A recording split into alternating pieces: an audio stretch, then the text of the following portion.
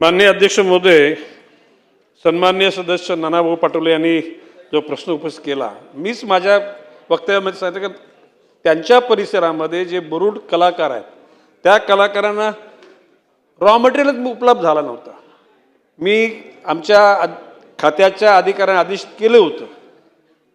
माझ्या माहितीप्रमाणे त्यांनी प्रयत्न केले, का केले प्रयत्नांना यश का नाही आले याचा निश्चितपणे मागोवा घेतला जाईल आणि ज्या ठिकाणी ज्यांनी दिरंगाई केली असेल अशा अधिकाऱ्याला त्याच्या अनुषंगाने ज्याला जी काय त्याला सजा द्यायची ती निश्चितपणे दिली जाईल।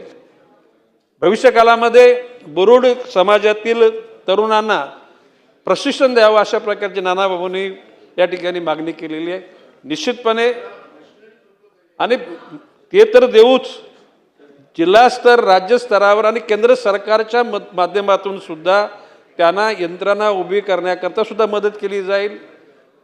MIDCच्या मार्फत त्यांना अनुदान दिलं जातं, बांबू बोर्डामार्फत अनुदान दिलं जातं, रोपं लावणारी हा भाग निराला।